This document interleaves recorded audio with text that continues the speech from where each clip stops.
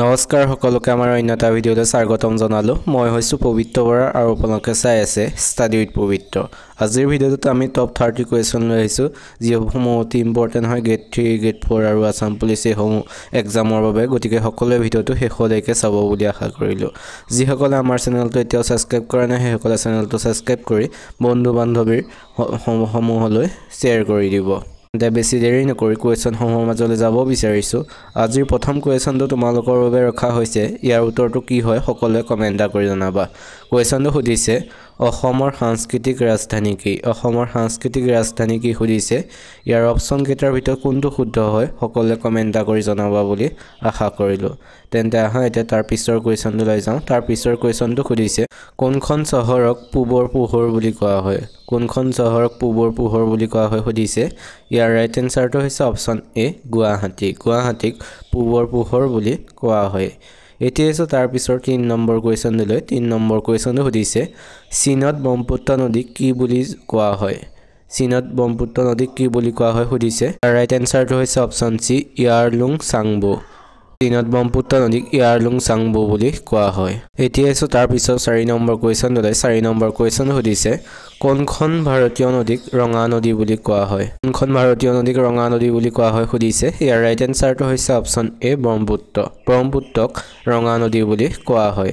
এতিয়া তাৰ পিছৰ 5 নম্বৰ কুৱেশ্যনলৈ। 5 নম্বৰ কুৱেশ্যনটো সুধিছে উচ্চতম ন্যায়ালয়ৰ প্ৰথম অসমীয়া মুখ্য ন্যায়াধীশ কোন? উচ্চতম ন্যায়ালয়ৰ প্ৰথম অসমীয়া মুখ্য ন্যায়াধীশ কোন আছিল সুধিছে। ইয়াৰ ৰাইট এনসাৰটো হৈছে অপশ্যন বি ৰঞ্জন গগৈ। ৰঞ্জন গগৈ হৈছে উচ্চতম ন্যায়ালয়ৰ প্ৰথম অসমীয়া মুখ্য ন্যায়াধীশ। এতিয়া তাৰ পিছৰ 6 নম্বৰ কুৱেশ্যনলৈ। 6 নম্বৰ কুৱেশ্যনটো সুধিছে হিমাচল প্ৰদেশৰ ৰাজধানী কি? হিমাচল প্ৰদেশৰ ৰাজধানী কি সুধিছে। ইয়াৰ ৰাইট এনসাৰটো হৈছে অপশ্যন চি চিমলা। চিমলা হৈছে হিমাচল প্ৰদেশৰ ৰাজধানী। এতিয়া তাৰ পিছৰ 7 নম্বৰ কুৱেশ্যনলৈ। 7 নম্বৰ কুৱেশ্যনটো সুধিছে বিশ্ব হেপাটাইটিছ দিৱস বছৰি কোন তাৰিখে পালন কৰা হয়? বিশ্ব হেপাটাইটিছ দিৱস বছৰি কোন তাৰিখে পালন কৰা হয় সুধিছে। ইয়াৰ ৰাইট এনসাৰটো হৈছে অপশ্যন এ 28 জুলাই। 28 জুলাই তাৰিখে বিশ্ব হেপাটাইটিছ দিৱস পালন কৰা হয়। এতিয়া তাৰ পিছৰ 8 নম্বৰ কুৱেশ্যনলৈ। 8 নম্বৰ কুৱেশ্যন সুধিছে গোপীনাথ বৰদলৈক কোনে লোকপ্ৰিয় উপাধি প্ৰদান কৰিছিল? গোপীনাথ বৰদলৈক কোনে লোকপ্ৰিয় উপাধি প্ৰদান কৰিছিল সুধিছে। ইয়াৰ ৰাইট এনসাৰটো হৈছে অপশ্যন বি জয়ৰাম দাস দৌলতৰাম। জয়ৰাম দাস দৌলতৰামে গোপীনাথ বৰদলৈক লোকপ্ৰিয় উপাধি প্ৰদান কৰিছিল। সকলোৱে মনত ৰাখিব। এতিয়া তাৰ পিছৰ 9 নম্বৰ কুৱেশ্যনলৈ। 9 নম্বৰ কুৱেশ্যন সুধিছে অসমৰ ৰাজধানী শ্বিলঙৰ পৰা দিছপুৰলৈ স্থানান্তৰ কৰাৰ সময়ত অসমৰ মুখ্যমন্ত্ৰী কোন আছিল? শ্বিলঙৰ পৰা দিছপুৰলৈ ৰাজধানী স্থানান্তৰিত কৰাৰ সময়ত অসমৰ মুখ্যমন্ত্ৰী কোন আছিল সুধিছে। ইয়াৰ ৰাইট এনসাৰটো হৈছে অপশ্যন চি শৰৎ চন্দ্ৰ সিংহ। সেই সময়ৰ মুখ্যমন্ত্ৰী আছিলে শৰৎ চন্দ্ৰ সিংহ। এতিয়া তাৰ পিছৰ 10 নম্বৰ কুৱেশ্যনলৈ।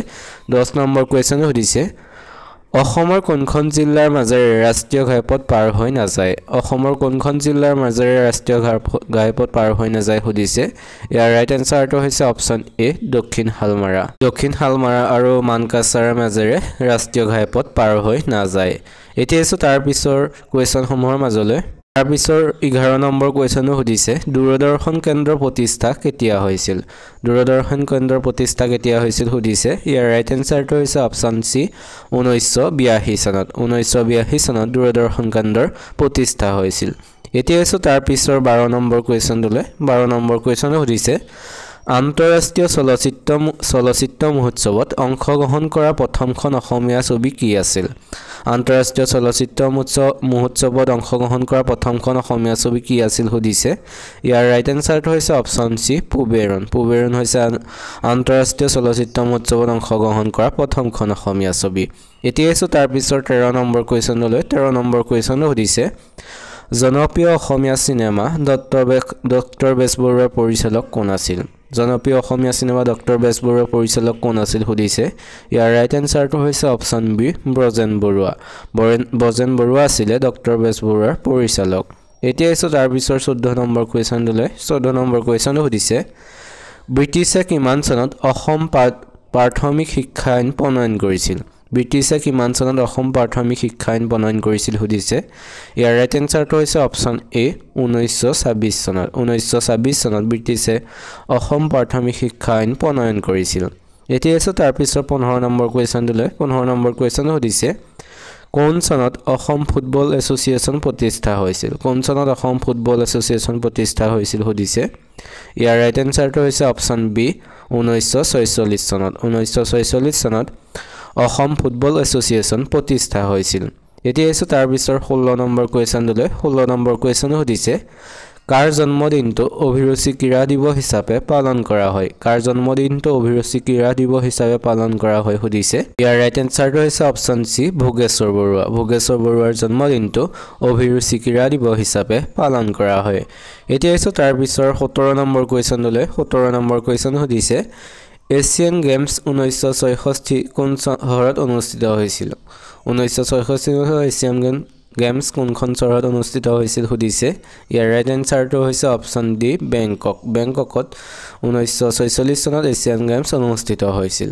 এতিয়া আছে তাৰ পিছত 18 নম্বৰ কুৱেশ্যনটোলৈ 18 নম্বৰ কুৱেশ্যন সুধিছে শংকৰদেৱে কোন বছৰত প্ৰথম তীৰ্থযাত্ৰালৈ গৈছিল শংকৰদেৱে কোন বছৰত প্ৰথম তীৰ্থযাত্ৰালৈ গৈছিল সুধিছে ইয়াৰ ৰাইট এনসাৰটো হৈছে অপচন এ 1481 খ্ৰীষ্টাব্দত 1481 খ্ৰীষ্টাব্দত শংকৰদেৱ প্ৰথম তীৰ্থযাত্ৰালৈ গৈছিল এতিয়া আছে তাৰ পিছত 19 নম্বৰ কুৱেশ্যনলৈ 19 নম্বৰ কুৱেশ্যন সুধিছে শিল্পী দিৱস কাৰ স্মৃতিত পালন কৰা হয় এটো গেট ফৰৱে হয় কুৱেশ্যন শিল্পী দিৱস কাৰ স্মৃতিত পালন কৰা হয় সুধিছে ইয়াৰ ৰাইট এনসাৰটো হৈছে অপচন বি জ্যোতিপ্ৰসাদ আগৰৱালাৰ স্মৃতিত শিল্পী দিৱস পালন কৰা হয় এতিয়া আছে তাৰ পিছত আজি 20 নম্বৰ কুৱেশ্যনলৈ 20 নম্বৰ কুৱেশ্যন সুধিছে ৰসৰাজ নামেৰে কাক জনা যায় সুধিছে ইয়াৰ ৰাইট এনসাৰটো হৈছে অপচন সি লক্ষ্মীনাথ বেজবৰুৱাক ৰসৰাজ নামেৰে জনা যায় তোমালোকে আজি ভিডিওটো চাই কেনেকুৱা পাইছা সকলোৱে কমেন্ট কৰি জনাবা যদি ভাল পাইছা তেনেহলে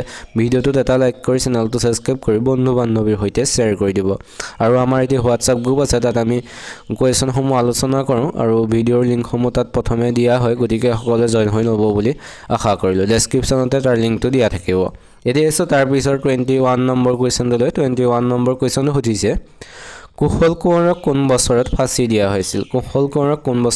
দিয়া হৈছিল সুধিছে ইয়াৰ ৰাইট এনসাৰটো হৈছে অপচন ডি 1943 চনত কুশল কোঁৱৰক ফাঁচি দিয়া হৈছিল এতিয়া আছে তাৰ পিছৰ কুৱেশ্যনলৈ তাৰ পিছৰ কুৱেশ্যন সুধিছে কথাগীতা কোনে ৰচনা কৰিছিল সুধিছে ইয়াৰ ৰাইট এনসাৰটো হৈছে অপচন বি ভট্টদেৱে কথাগীতা ৰচনা কৰিছিল এতিয়া আছে তাৰ পিছত 23 নম্বৰ কুৱেশ্যনলৈ 23 নম্বৰ কুৱেশ্যন সুধিছে অসমৰ সিংহ বুলি কাক কোৱা হয় সুধিছে ইয়াৰ ৰাইট এনসাৰটো হৈছে অপচন এ অম্বিকাগিৰি ৰায়চৌধুৰীক অসমৰ সিংহ বুলি কোৱা হয় এতিয়া আছে তাৰ পিছত 24 নম্বৰ কুৱেশ্যনলৈ 24 নম্বৰ কুৱেশ্যন সুধিছে অসমত কিমানটা ৰাষ্ট্ৰীয়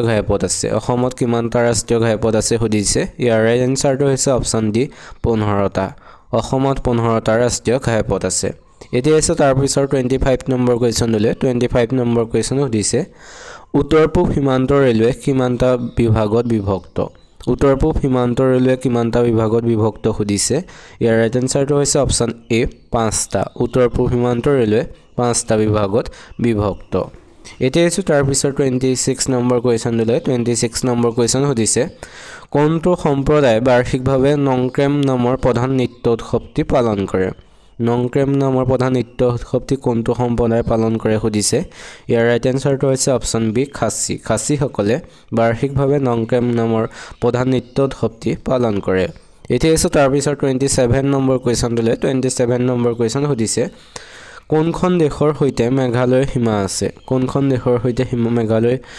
আছে সুধিছে ইয়াৰ ৰাইট এনসাৰটো হৈছে অপচন এ বাংলাদেশৰ সৈতে মেঘালয়ৰ সীমা আছে এতিয়া আছে তাৰ পিছত 28 নম্বৰ কুৱেশ্যনলৈ 28 নম্বৰ কুৱেশ্যন সুধিছে অৰুণাচল প্ৰদেশৰ লোকসভাৰ আসন কিমানখন আসনৰ সংখ্যা কিমানখন সুধিছে ইয়াৰ ৰাইট এনসাৰটো হৈছে অপচন বি 2খন অৰুণাচল প্ৰদেশৰ লোকসভাৰ আসনৰ সংখ্যা হৈছে 2খন এতিয়া আছে তাৰ পিছত 29 নম্বৰ কুৱেশ্যনলৈ 29 নম্বৰ কুৱেশ্যন সুধিছে লোকপ্ৰিয় গোপীনাথ বৰদলৈক মৰণোত্তৰভাৱে কোন চনত ভাৰত ৰত্ন প্ৰদান কৰা হয় মৰণোত্তৰভাৱে ভাৰত ৰত্ন প্ৰদান কৰা হয় সুধিছে ইয়াৰ ৰাইট এনসাৰটো হৈছে অপচন এ 1999 চনত 1999 চনত তেখেতক মৰণোত্তৰভাৱে ভাৰত ৰত্ন প্ৰদান কৰা হয় এতিয়া এসো আজিৰ 30 নম্বৰ কোৱেশ্চন দিলে 30 নম্বৰ কোৱেশ্চন সুধিছে অসম চুক্তি স্বাক্ষৰিত হোৱাৰ সময়ত ভাৰতৰ প্ৰধানমন্ত্ৰী কোন আছিল অসম চুক্তি স্বাক্ষৰিত হোৱাৰ সময়ত ভাৰতৰ প্ৰধানমন্ত্ৰী কোন আছিল সুধিছে ইয়াৰ ৰাইট এনসাৰটো হৈছে অপচন সি ৰাজীৱ গান্ধী আছিল অসম চুক্তি স্বাক্ষৰিত হোৱাৰ সময়ত ভাৰতৰ প্ৰধানমন্ত্ৰী এটা আছিল আজি 30টা কোৱেশ্চন টপ 30 এই 30টা কোৱেশ্চনৰ ভিতৰত আপোনালোকে কিমানটা শুদ্ধ কৰিলে সকলোৱে কমেন্ট কৰি জনাব আৰু যি সকল এতিয়ালৈকে চেনেলটো সাবস্ক্ৰাইব কৰা নাই সেই সকলে চেনেলটো সাবস্ক্ৰাইব কৰি দিব আহক এতিয়া আমি আগৰ পাৰ্টত যি সমূহ কোৱেশ্চন আলোচনা কৰোঁ সেই সমূহ চাই লওঁ যি সকলে আগৰ পাৰ্টটো চোৱা নাই সেই সকলে কোন চাব পাৰিব গতিকে শেষলৈকে সকলে চাব কোনজন ৰজাৰ মৃত্যুৰ লগে লগে বৰ্মন বংশৰ ৰাজত্ব অন্ত পৰিছিল কোনজন ৰজাৰ মৃত্যুৰ লগে লগে বৰ্মন বংশৰ ৰাজত্ব অন্ত পৰিছিল সুধিছে ইয়াৰ ৰাইট এনসাৰটো হৈছে অপচন সি ভাস্কৰ বৰ্মনৰ মৃত্যুৰ লগে লগে বৰ্মন ৰাজবংশৰ ৰাজত্ব অন্ত পৰিছিল আৰু মনত ৰাখিব ভাস্কৰ বৰ্মনে হৈছে বৰ্মন বংশৰ শ্ৰেষ্ঠ ৰজা আৰু তেওঁ দিনতে চীনা পৰিব্ৰাজক হিউৱেনচাং ভাৰতলৈ আহিছিল এতিয়া এসো ইয়াৰ পিছৰ 2 নম্বৰ কোৱেশ্চনলৈ 2 নম্বৰ কোৱেশ্চন সুধিছে অশ্বমেধ যজ্ঞ অনুষ্ঠিত কৰা কামৰূপৰ প্ৰথম গৰাকী ৰজাৰ নাম কি আছিল অশ্বমেধ যজ্ঞ অনুষ্ঠিত কৰা কামৰূপৰ প্ৰথম গৰাকী ৰজাৰ নাম কি আছিল সুধিছে ইয়াৰ ৰাইট এনসাৰটো হৈছে অপচন এ মহেন্দ্ৰ বৰ্মন হৈছে অশ্বমেধ যজ্ঞ অনুষ্ঠিত কৰা কামৰূপৰ প্ৰথম গৰাকী ৰজা আৰু এওঁ হৈছে বৰ্মন বংশৰ ষষ্ঠজন ৰজা এতিয়া এসো তাৰ পিছৰ 3 নম্বৰ কোৱেশ্চনলৈ 3 নম্বৰ কোৱেশ্চন সুধিছে অসমৰ একমাত্ৰ সিমেন্ট কাৰখানাটো ক'ত অৱস্থিত অসমৰ একমাত্ৰ সিমেন্ট কাৰখানাটো ক'ত অৱস্থিত সুধিছে ইয়াৰ ৰাইট এনসাৰটো হৈছে অপচন বি বোকাজানত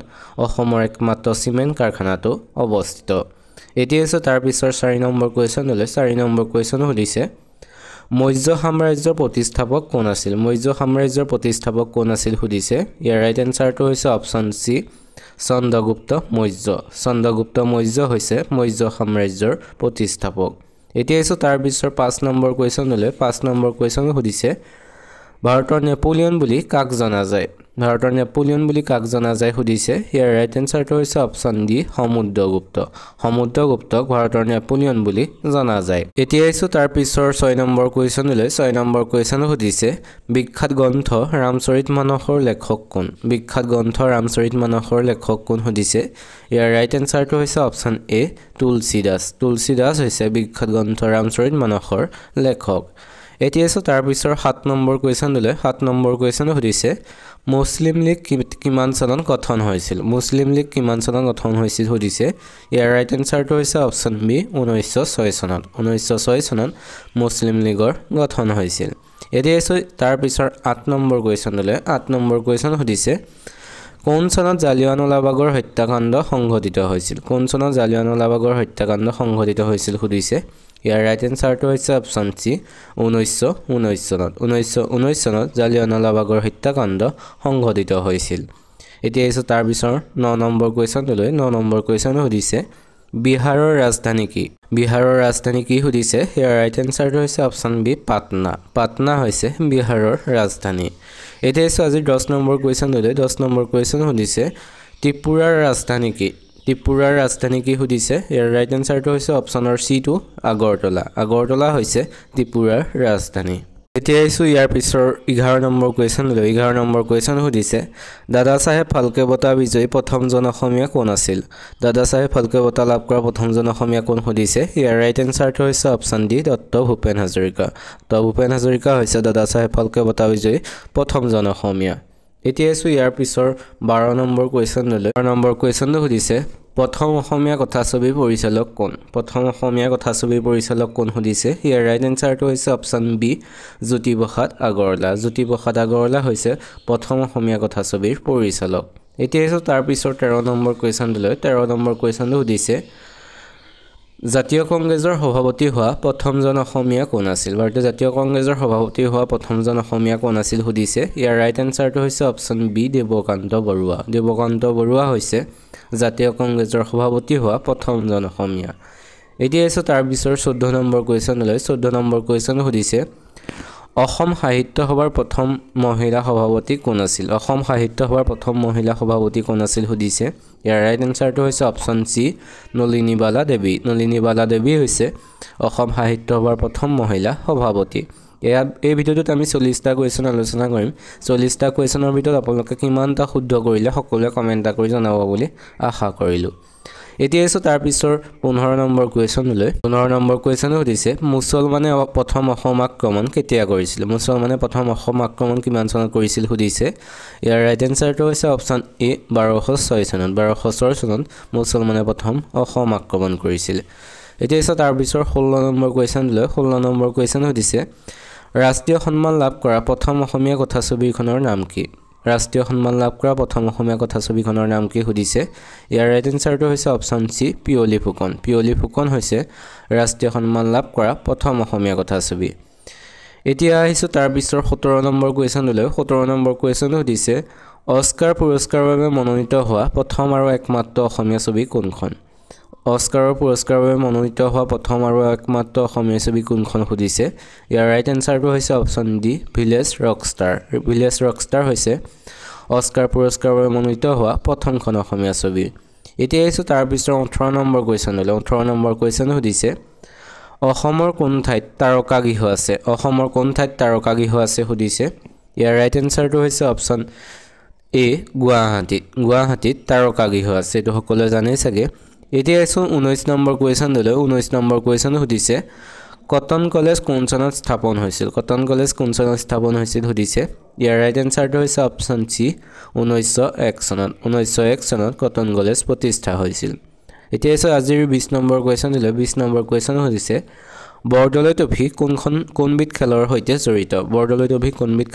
জড়িত সুধিছে ৰাইট এনসাৰটো হৈছে অপচন ডি ফুটবল খেলৰ সৈতে বৰদলৈ ট্ৰফী জড়িত আপোনালোকে আজি ভিডিঅ'টো চাই কেনেকুৱা পাইছে সকলোৱে কমেন্ট কৰি জনাব যদি ভাল পাইছে তেনেহলে ভিডিঅ'টোত এটা লাইক কৰি বন্ধু বান্ধৱীৰ সৈতে শ্বেয়াৰ কৰি দিব আৰু চেনেলটো সাবস্ক্ৰাইব কৰি দিব এতিয়া এসো তাৰ পিছৰ কোৱেশ্চনসমূহৰ মাজলৈ 21 নম্বৰ কোৱেশ্চন সুধিছে বিশ্বকাপ ফুটবল প্ৰতিযোগিতা কেতিয়া আৰম্ভ হৈছিল সুধিছে ইয়াৰ ৰাইট এনসাৰটো হৈছে অপচন এ 1930 চনত বিশ্বকাপ ফুটবল প্ৰতিযোগিতা অনুষ্ঠিত হৈছিল এতিয়া এসো তাৰ পিছৰ 22 নম্বৰ কোৱেশ্চনলৈ 22 নম্বৰ কোৱেশ্চনটো তোমালোকৰ বাবে ৰখা হৈছে ইয়াৰ উত্তৰটো কি হয় সকলোৱে কমেন্ট কৰি জনাব এছিয়ান গেমছত স্বৰ্ণ পদক পাওঁতা প্ৰথমজন অসমীয়া কোন আছিল এটো সকলোৱে জানিবই লাগে গতিকে ইয়াৰ শুদ্ধ উত্তৰটো সকলোৱে দিব বুলি আশা কৰিলো প্ৰথমজন অসমীয়া কোন অপচন গেটাৰ ভিতৰত এছিয়ান গেমছত স্বৰ্ণ পদক লাভ কৰা গতিকে সকলোৱে কমেন্ট কৰিবা এতিয়া এসো তাৰ পিছৰ 23 নম্বৰ কোৱেশ্চনলৈ 23 নম্বৰ কোৱেশ্চন সুধিছে কলিয়া ভোমোৰা দলংখনে কোন দুখন ঠাইক সংযোগ কৰিছে সুধিছে ইয়াৰ ৰাইট এনসাৰটো হৈছে অপচন এ শোণিতপুৰ আৰু নগাঁও কলিয়া ভোমোৰা দলংখনে শোণিতপুৰ আৰু নগাঁও ঠাইদুখনক সংযোগ কৰিছে এতিয়া এসো তাৰ পিছৰ 24 নম্বৰ কোৱেশ্চনলৈ 24 নম্বৰ কোৱেশ্চন সুধিছে হালধীয়া চৰাই বাওধান খায় এইখন কাৰ ৰচনা সুধিছে ইয়াৰ ৰাইট এনসাৰটো হৈছে অপচন সি হোমেন বৰগোহাঁই হালধীয়া চৰাই বাওধান খায় ৰচনা কৰিছে এতিয়া এসো তাৰ পিছৰ 25 নম্বৰ কোৱেশ্চনলৈ 25 নম্বৰ কোৱেশ্চন সুধিছে বিশ্ব স্বাস্থ্য সংস্থাৰ মুখ্য কাৰ্যালয় ক'ত অৱস্থিত সুধিছে ইয়াৰ ৰাইট এনসাৰটো হৈছে অপচন এ জেনেভাত বিশ্ব স্বাস্থ্য সংস্থাৰ মুখ্য কাৰ্যালয় অৱস্থিত এতিয়া এসো তাৰ পিছৰ 26 নম্বৰ কোৱেশ্চনলৈ 26 নম্বৰ কোৱেশ্চন সুধিছে অসমৰ প্ৰাচীনতম শাসকগৰাকী কোন আছিল সুধিছে ইয়াৰ ৰাইট এনসাৰটো হৈছে অপচন সি মহিৰংগ দানৱ হৈছে অসমৰ প্ৰাচীনতম শাসক এতিয়া এসো 27 নম্বৰ কোৱেশ্চনলৈ 27 নম্বৰ কোৱেশ্চন সুধিছে হালস্তম্ভ বংশৰ প্ৰতিষ্ঠাপক কোন আছিল সুধিছে ইয়াৰ ৰাইট এনসাৰটো হৈছে অপচন এ হালস্তম্ভ হৈছে শালস্তম্ভ বংশৰ প্ৰতিষ্ঠাপক এতিয়া এসো তাৰ পিছৰ 28 নম্বৰ কোৱেশ্চনলৈ 28 নম্বৰ কোৱেশ্চন সুধিছে ভাৰত ৰত্ন সন্মান পাওঁতা প্ৰথমজন অসমীয়া কোন আছিল সুধিছে ইয়াৰ ৰাইট এনসাৰটো হৈছে অপচন বি গোপীনাথ বৰদলৈ হৈছে ভাৰত ৰত্ন সন্মান পোৱা প্ৰথমজন অসমীয়া এতিয়া এসো তাৰ পিছৰ 29 নম্বৰ কোৱেশ্চনলৈ 29 নম্বৰ কোৱেশ্চন সুধিছে আমাৰ সৌৰজগতৰ আটাইতকৈ ডাঙৰ গ্ৰহ কোনটো সুধিছে ইয়াৰ ৰাইট এনসাৰটো হৈছে অপচন সি বৃহস্পতি বৃহস্পতি হৈছে আমাৰ সৌৰজগতৰ আটাইতকৈ ডাঙৰ গ্ৰহ এতিয়া এসো 30 নম্বৰ অৰ্থাৎ আজি শেষৰ কোৱেশ্চনটো আমি ভিডিওতে 30টা কোৱেশ্চন আলোচনা কৰিম গতিকে 30টাৰ ভিতৰত কিমানটা শুদ্ধ কৰিলে সকলোৱে কমেন্ট কৰিব এই কোৱেশ্চনটো সুধিছে ঘূৰণীয়া মেছমেলত অসমৰ পৰা কোনে প্ৰতিনিধিত্ব কৰিছিল ঘূৰণীয়া মেছমেলত অসমৰ পৰা কোনে প্ৰতিনিধিত্ব কৰিছিল সুধিছে ইয়াৰ ৰাইট এনসাৰটো হৈছে অপচন ডি চন্দ্ৰধৰ বৰুৱাই ঘূৰণীয়া মেছমেলত অসমৰ পৰা প্ৰতিনিধিত্ব কৰিছিল এইকেইটা আছিল আজিৰ 30টা কোৱেশ্চন 30টাৰ ভিতৰত সকলোৱে কমেন্ট কৰিবা কেইটা শুদ্ধ কৰিলা